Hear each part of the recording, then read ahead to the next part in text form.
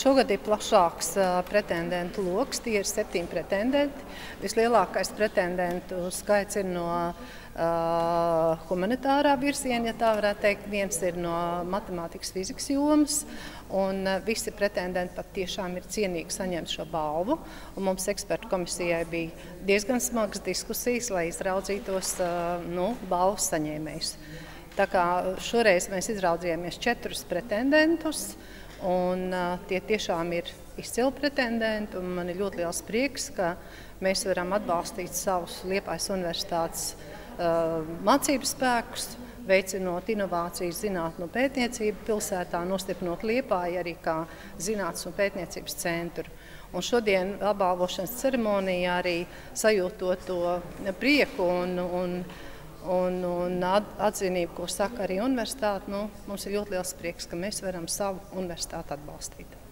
Es ļoti augstu vērtēju šo balvu, tāpēc, ka darbs, kas ir izdarīts, ir tiešām liels, un darbs ir darīts ar domu par Liepāju.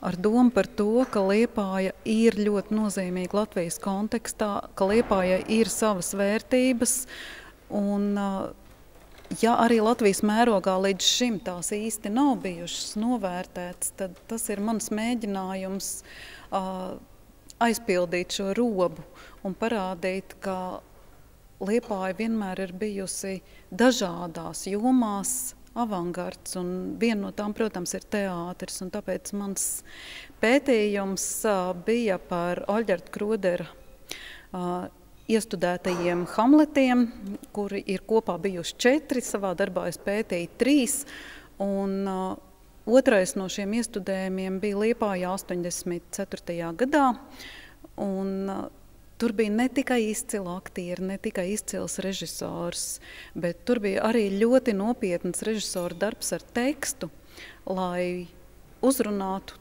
tos, kas sēž zālē, un lai parādīt viņiem, ka arī caur klasiku, arī caur teātra iestudējumiem var runāt par to, kas sāp katram cilvēkam, par ko domā katrs cilvēks.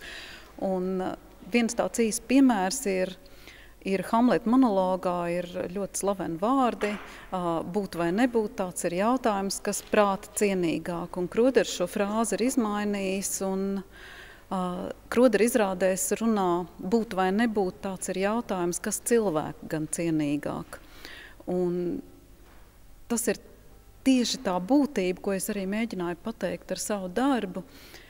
Ja mēs katrs ikdienā sev uzdot šo jautājumu, kas cilvēka cienīgāk, tad droši vien būtu vieglāk izšķirties par to, kādu lēmumu pieņemt, kā rīkoties, kas ir tās īstās vērtības un kas varbūt ir tās mūsu iedomātās vērtības.